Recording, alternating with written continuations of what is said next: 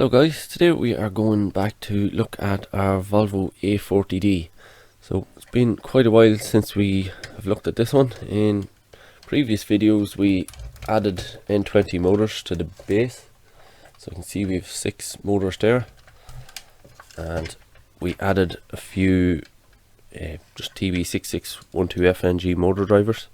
And that's pretty much as far as we got. We did a few tests where we tried to climb a hill with it with a full load of gravel, but that was pretty much as far as we got. I think I might have also done a video with steering, as I have a servo here on the original base, but it's kind of loose, so maybe I never finished that. I'm not just 100% sure.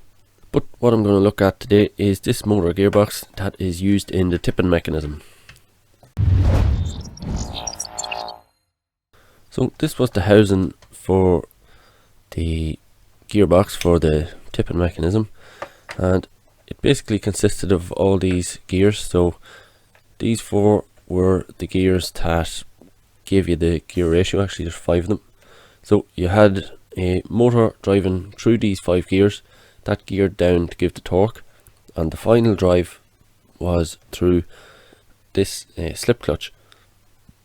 So basically what this is, you have a solid plastic gear that's going to mate to the end of this sort of transmission. You have a flat piece at the back here, and in between there's a little rubber plate with probably like 10 little bumps in it. So as you try to push the load up, if the load is too heavy for the gearbox, this gear or these little rubber things are just going to compress and the gear will spin past them, so it'll just flick on to the next little bump on the circle there. So by doing that, it saves the gearbox, so this part will jump before it breaks any of these gears. On the output of this shaft we had this little piece. Hard to tell if that's in focus, hopefully it's in focus.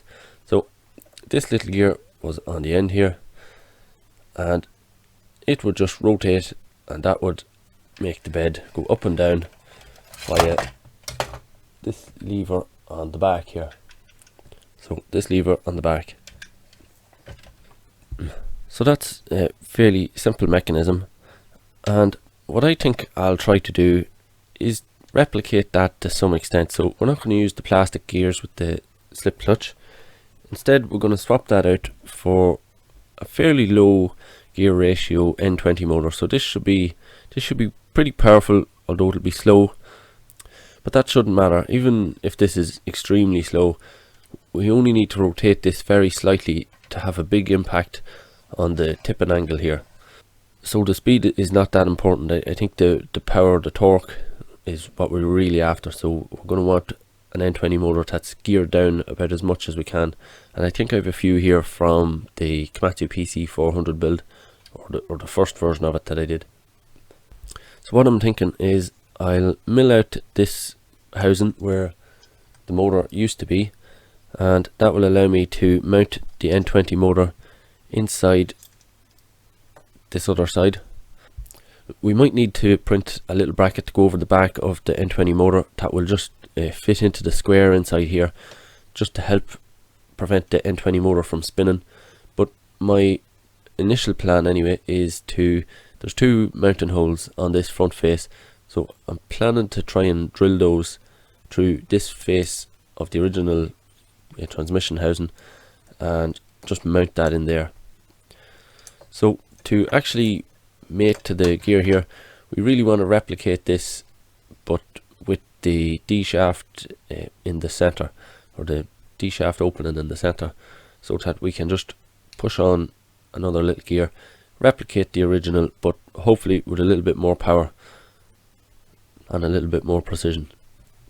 So I'll flick over to Fusion 360 and you can see me designing that up. It shouldn't take too long.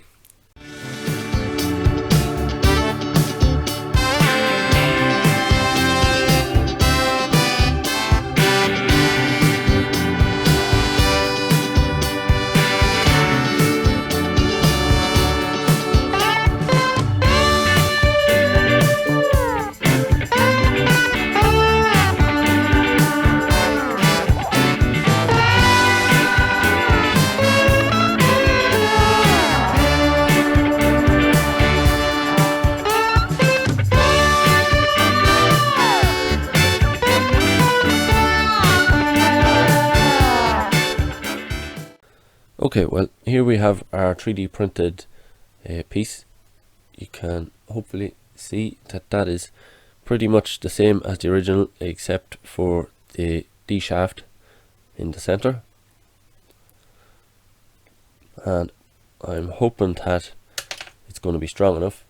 I have noticed before that on some of the prints that I've done, if you drop them, they had a tendency to kind of shatter. It was quite brittle, but it's feeling pretty strong here. So there's only one way really to find out, and that's to mount the thing and actually try to drive it. So dimensionally that looks good.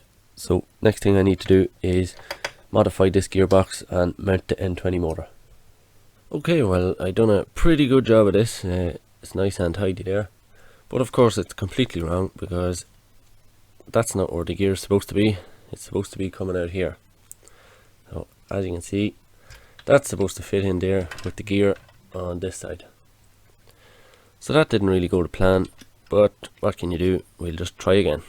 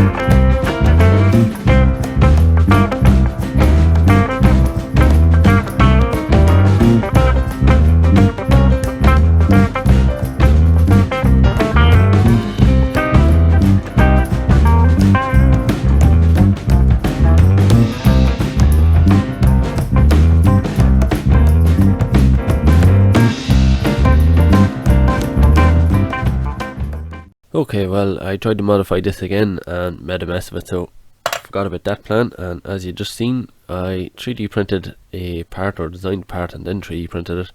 So this little piece here, basically the same bracket as this, except now I have it to suit this motor. So what I discovered was this motor that we had already was a little bit too long. It was going to hit the tire on the back here, but when I actually dug out one of these angled motors, turned out this is probably a higher gear ratio, so it's probably twice as powerful as this one actually. So that's kind of working out in our benefit. So that means the little motor goes in like that.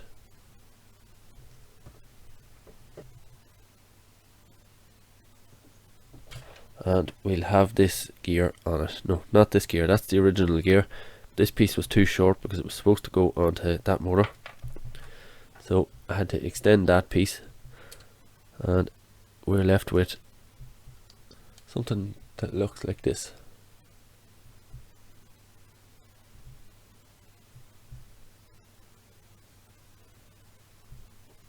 And that's just gonna sit in here. So that goes in there. The little lever arm goes on the wheel there. It's probably not perfect, that wheel, it's a little bit loose, but that's basically the idea.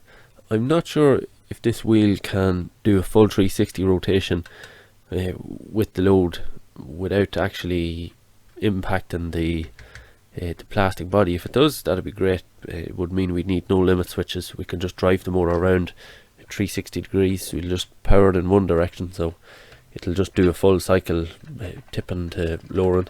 No need to reverse the motor, and no need for limit switches. That would be the ideal scenario, but if we can't do that, we'll have to connect a potentiometer on here somewhere. But let's try the simple idea first. Okay, so our little bracket is mounted in here. We have our wheel connected to our trailer, and it's actually looking pretty good.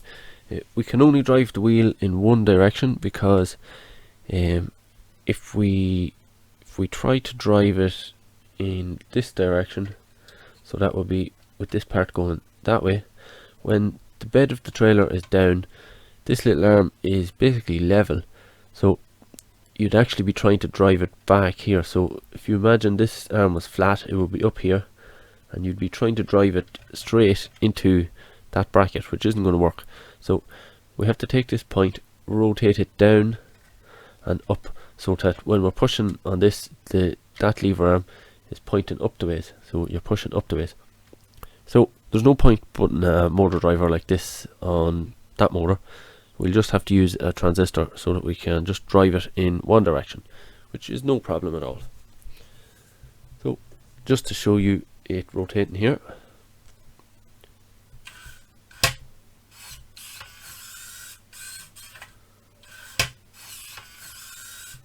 so our pretty slow gear motor is actually fairly fast when it's on this, so we'll probably have to slow it down a little bit unless there's a load in the trailer.